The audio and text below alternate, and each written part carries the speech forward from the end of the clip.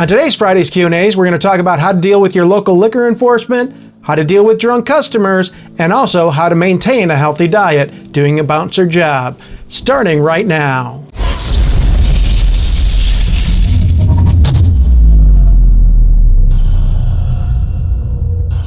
Hey everybody, this is Perry here from BouncerTipsTV.com. I'm a nightlife security professional as well as director of security at a large Phoenix nightclub. Here at BouncerTips, we talk about tips, tricks, and we talk about the tools we use here in the nightlife security industry.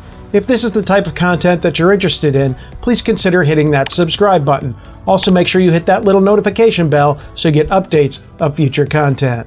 So today, before I get started on today's Q&As and answer the questions you guys put in my comment section, I just want to let you know that it's been 1 year since this channel's been in existence, and I want to thank you for being a part of this channel and participating and putting in your thoughts and effort into this channel. It's really been an amazing experience in the 1 year that I've been here, and I want to continue this and build this channel. So if you know somebody that might benefit from these type of videos, please share those videos with somebody. It really would help out the channel.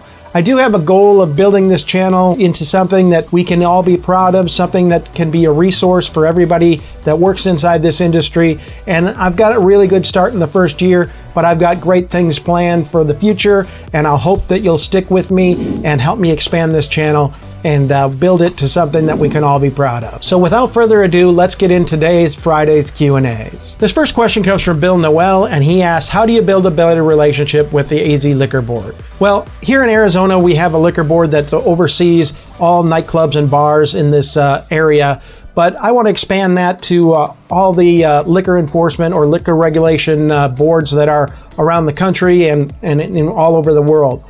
The thing to build a better relationship with those boards is you want to make sure that you do what you need to do to be in compliance with the rules and regulations that they set forth. But most importantly, you want to try to maintain a low profile to the liquor board itself. You don't want to have any situations that will call attention to your establishment. So what that means is you need to be very careful when you're doing IDing to make sure that you're doing proper IDing techniques. You want to make sure that you want to keep altercations and violent incidents at a minimum, because those are the type of things that are going to put you on the radar with your liquor establishment or liquor enforcement agencies. You want to make sure that you maintain a lower profile in your community.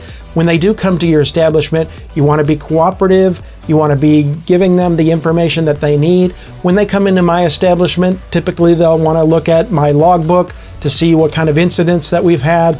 They'll also, when they come in, they'll want to make sure that everybody is properly certified, that have met all the requirements. So you need to make sure, as a club owner or somebody that is director of security at your establishment, you need to make sure that everybody is in compliance. You need to make sure that everybody does what they're supposed to do. Also, if you want to expand your relationship and build a better relationship with them, is you need to go out and actually pursue them and get involved with some of the things that they're doing. You might check to see if they're putting out classes on different IDs, if you can see if they're doing different coursework that they put out there, and then you participate with them. See what you can do as an organization or a club to get yourself out there and let them know that you're willing to participate in making the industry healthier, safer, and make sure that we do things by the book. And that's really the most important thing. Follow the book to the T, and you'll be able to build a stronger relationship with the liquor certification boards that are out there. So that's my recommendation to you, is make sure you are in compliance, follow the directions that they put out there, and make sure you cross your T's and dot your I's, making sure that you do the best job possible to limit the amount of violations that you have, and also limit the amount of incidents that happen inside your club. And make sure that you become a beacon of somebody that they can use an example of somebody that's doing it right versus a demonstration of somebody that's doing the job the wrong way. Hope that answers that question. Thanks for asking the question, Bill. This next question comes from Dunchy's Playhouse, and he writes, when we try to explain to somebody why they've been escorted out the building, we get stuck into a loop of what did I do wrong? And we have to keep telling them that they didn't do anything wrong, which leads us to the loop. How can I explain to them to avoid this circular discussion? Well, this is a very common problem, and it's something that I actually touched on in one of my other videos about pet peeves, and I'll click that link right up here. Well, this particular question is something that you've got to kind of be careful with, because technically they haven't done anything wrong. You want to encourage them to come back to your establishment. However, tonight you've got to get them out. So what we do is when we escort somebody out, and we typically will work as a team, what I'll do is I'll walk up to a guest and say, I'm sorry, could you do me a favor and follow my friend out here to the outside of the building? We just want to have a discussion with you. And typically we'll lead one person in the front, put the person that we're walking out in the middle, and I'll follow behind, watching to make sure that they're not going to do anything rash or make any bad decisions. We'll walk them outside. Hello, sir. My name is Perry. I'm a director of security here at the nightclub, and I just want to let you know that we've been observing you for quite some time, and we've made the decision that we're going to have to end your evening. You're showing signs of intoxication, and by Arizona law, if you're showing signs of clear intoxication, we have to ask you to leave. And again, they'll ask, well, what did I do wrong? Then I'll simply explain to them that, we've been watching you for quite some time, and we've noticed that you're slurring your words. We've noticed that you've been slumping in your seat. We've noticed that you've been off balance in your movements. So those are the type of things that we've observed. And once we observe that, by Arizona state law, we have to ask you to leave our premises. It's nothing that you did wrong. You're not in trouble. You're more than welcome to come back anytime. But as far as tonight, we're going to have to end your evening. And typically what happens is they either understand it, or they'll come back with that question of, well, what did I do wrong? Or they'll get slightly angry saying, there's a dozen other people that are showing the same similar signs inside, and you're telling me I'm as drunk as them. And what I do in that situation is I do tell them that, well, we are working on dealing with the other people that are intoxicated, but your characteristics are something that stood out to us. So we just wanted to make sure that we brought you out here, wanted to talk to you, and made sure you're understanding that we will not be able to serve you anymore tonight. And we want to make sure that you get home safely. So how are you getting home tonight? And we'll typically ask that question, make sure that they understand that we're looking out for their best interest, and try to get them a suitable ride home. If they continue to protest, what I'll simply do in that particular situation is I'll say, look, I'm sorry, there's very little I can do about it. I'm just enforcing the Arizona law. It's something that our establishment can get fined for if we continue to serve you this evening. And typically what I'll also do is I'll try to add a carrot at the very end of it by saying that, look, unfortunately we're going to have to end your evening tonight, but if you come back tomorrow, I'll be more than happy to buy you a beer to make up for it. And sometimes that works, sometimes it doesn't. Sometimes they do show up, most times they don't. But it's a situation that you're just trying to make sure that you clear things and get things evened out with them so they don't feel like they're being attacked. You want to make sure you're very clear with them of what you saw, when you saw it, and what you're going to have to do. And again, what I usually do is I state what the actual law is and say that if you're showing visible signs of intoxication, by state law, we have to ask you to leave the premises, and we have a 30-minute window to get that done here in Arizona. So it's important that you are clear with them, very firm and direct, but also be pleasant with them so they don't get elevated or angry. But just try to be as clear as possible and try to end the conversation right there. Find out how they're getting home, ask them if you can get them an Uber or a Lyft, and do your part to make sure that they get home safely. Dungy, thanks for the question, and hope that's helpful to you. This next question comes from Elmos Jerbeck. Hey, been watching your channel for a while. Great things. I'm not in the industry at the moment, but who knows? I loved working the doors. Is it possible to request topics such as physical intervention, real footage discussion, or critiques from you, dress-up tips, and other scenarios on location? Well, absolutely. I'm looking for any sort of input that you guys want to put out there on the channel. I want to know what you guys want to know about. So if you have topics that you would like me to cover, feel free to put those in the comment section. I'm happy to try to cover videos on those. Keep in mind that doing this channel is right now a part-time job for me. So trying to get all these topics done and trying to keep content consistent is a little bit more difficult because I do a lot of things at my club, as well as outside. I have another business that I run, a handyman business. So managing my time sometimes can be difficult, but if you want a topic that you want to know about or are interested in learning from me about, please feel free in that comment section down there to leave any sort of topic that you might be interested, and I'll try to get a video out as soon as possible. I've also made some investments into the channel, and I've got a little present here for everybody.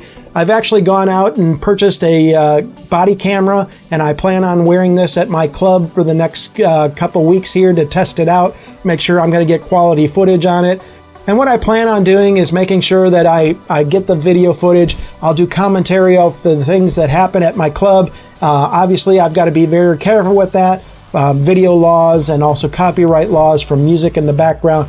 But I'm going to try my best to get as good as footage as I can so you can see some of the things that I deal with, how I deal with it, and what you can do to learn from that. So, like I said, there'll be a couple more videos coming out with using this body cam. I'll also try to do a review of this body cam after I get some time with it, and also give you understanding whether it's something that you might want to invest in at your establishment so you can keep record of your dealings with the guests that you have to deal with.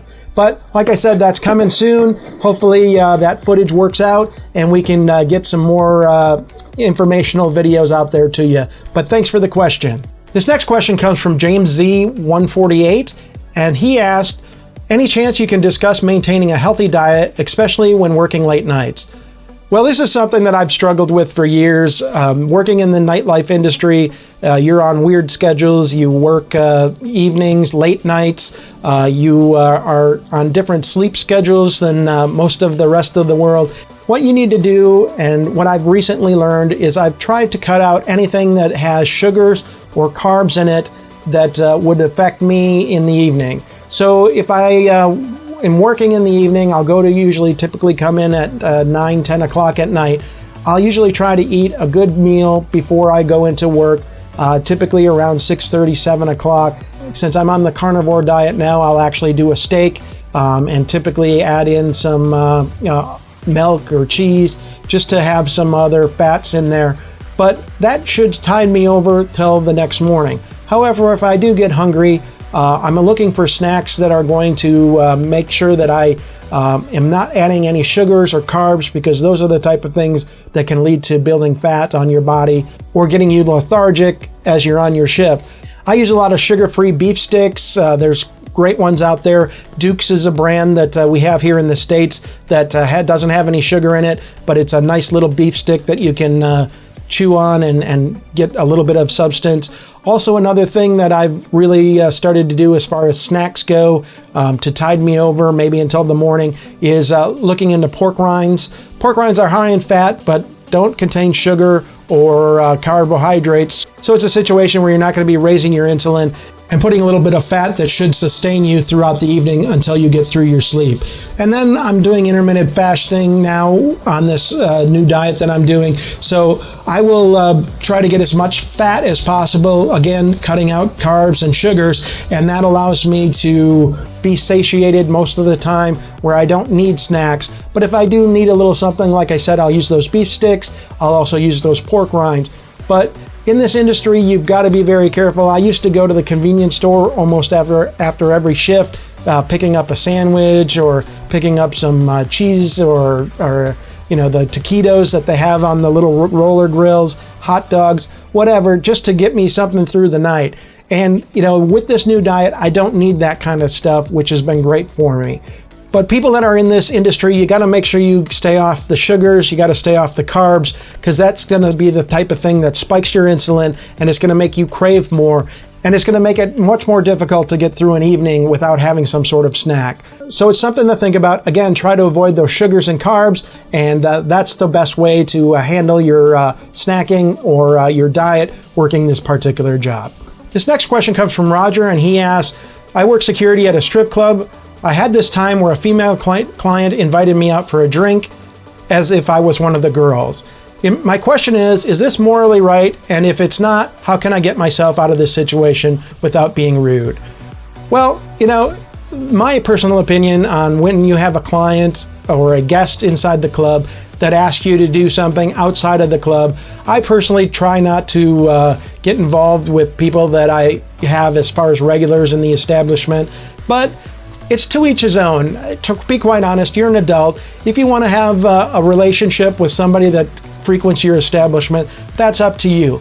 But be sure of the consequences that may happen. You may find that that person is using you to bolster their reputation inside the club. You may find that they're using you to get perks or free drinks, things that you may be able to offer them. So typically what will happen is somebody asks me to go get a drink outside of the premises. What I'll simply do is I'll take their information. I'll say, hey, yeah, we'll definitely be in contact. And sounds like something I'd like to do. And if I'm interested, I'll actually reach out to them. If not, I'll just kind of let it slide by and not be rude, but just not follow through on it. And, if they ask me about it in the future, if they come to me, I'll just say, I'm extremely busy. I haven't had an opportunity to get in contact with you, but it's something that we can definitely plan on doing in the future. You're not being rude, but you're not actually making it a priority, and perhaps they'll lose interest and move on and go to a different direction. That's the best advice I can give. Like I said, either that, or if you want to go out, make sure they're trying not to use you and using your stature as a club bouncer. Make sure that the person is being honest in their intentions. And if you're interested, it's not morally wrong. Go ahead and try to find a relationship that works for you.